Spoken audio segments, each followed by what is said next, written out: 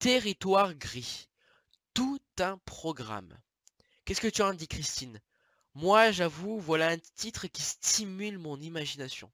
Je vous laisse d'abord découvrir un passage du livre.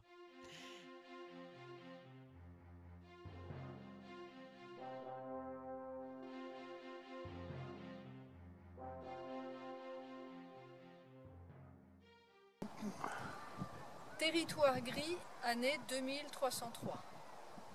Stéphane prolongea sa promenade pour profiter de ces instants magiques qu'il n'avait plus connus depuis longtemps. Depuis que des rides avaient redessiné son visage, érosion lente liée au temps. Depuis que quelques brins blancs avaient poussé dans sa chevelure, sournoisement, comme les mauvaises herbes envahissent les terrains délaissés. Il avait refusé de les cacher, bravant les codes sociaux, provoquant des détournements ostensibles, des regards agressifs.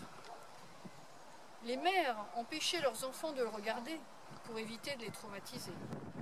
Les groupes de jeunes gens et filles le bousculaient sans s'excuser, lançant des mots grossiers. « Hé, le toile, le périmé, fais place à la jeunesse, pousse ta ruine crottée dans le ralentisseur, haha !» Et il s'éloignait en marchant à grandes enjambées, le front haut, la poitrine bombée. Personne ne s'en offusquait, c'était normal et même courant. Il aurait été inconvenant et même délictuel de tenter de s'y opposer. Les services d'ordre public regardaient sans intervenir, approuvaient en hochant la tête d'un air entendu. Une fois, il était tombé sur la voie air express et avait failli être heurté par les piétons accélérés, sans que personne ne fasse le moindre geste pour l'aider. Il avait réussi à se rétablir et s'en était tiré avec quelques bleus seulement. D'autres avaient été moins chanceux, gravement blessés ou mortellement touchés, ce qui revenait au même, car après la dernière régénération, on ne soignait plus les blessures ou les maladies graves. On se contentait de donner quelques soins palliatifs dans un centre de 3e catégorie, puis d'envoyer le malchanceux dans les réserves grises, territoires affectés aux personnes ayant dépassé leur âge de péremption.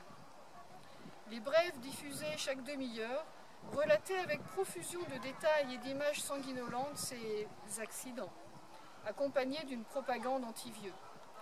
La dégénérescence du corps est un danger pour la société. Luttons contre la déliquescence et l'avidité des vieux. Nouvelle chronique, donc je vous propose, c'est Territoire gris de Sophie Fély.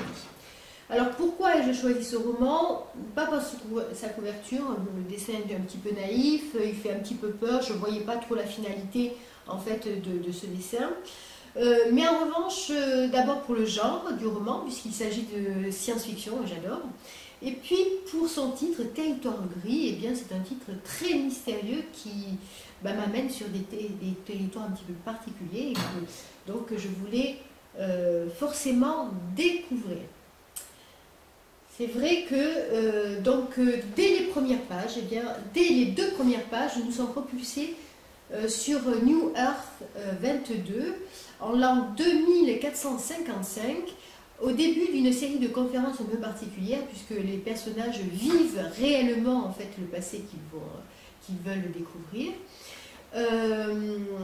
Ces personnages, on va les suivre tout au long de l'histoire, bien sûr. Et la conférence, le sujet de cette conférence, c'est l'humanité au tout début de l'ère post-terrienne. 2 pages plus loin, nous sommes justement propulsés sur les territoires gris, donc en l'année 2303.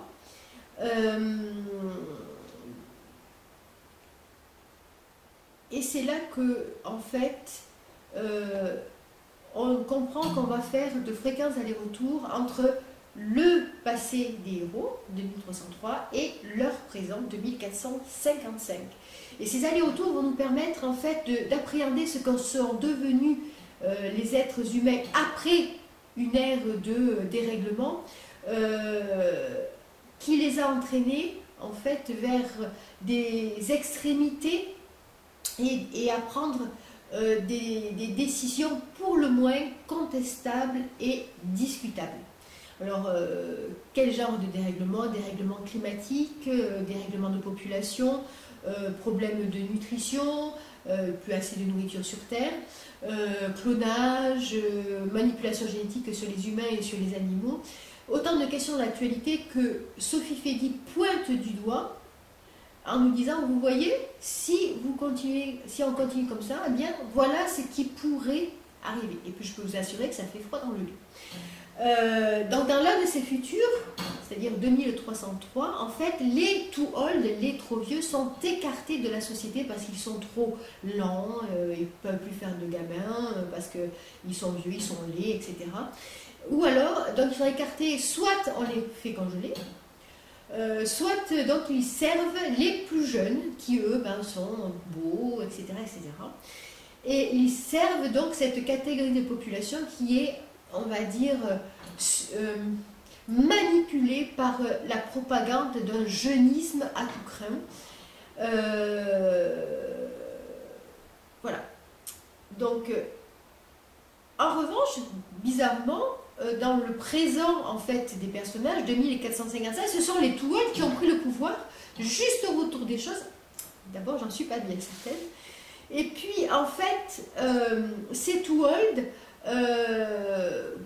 peuvent vieillir grâce à une catégorie de la population, les kappa, qui, en fait, sont des banques d'organes vivants. Lorsqu'un too old a besoin d'un œil, eh bien, ils vont chercher un kappa et pouf, il lui en a un œil, c'est super.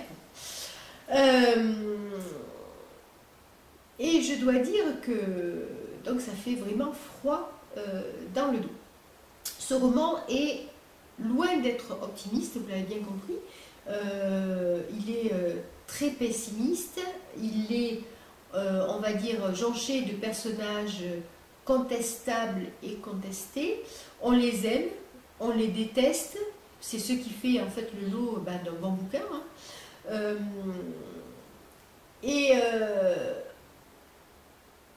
Mais en fait, ces personnages apportent, certains personnages apportent, on va dire, un petit espoir, une lueur. En 2303, eh bien, certains se révoltent, une certaine catégorie se révolte.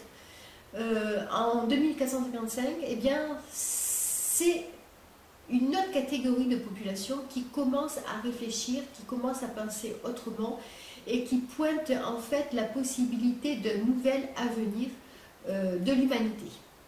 Donc vous l'avez compris, ce roman est un coup de cœur. Alors bravo à Sophie Fédy, je vous encourage à lire ce bouquin.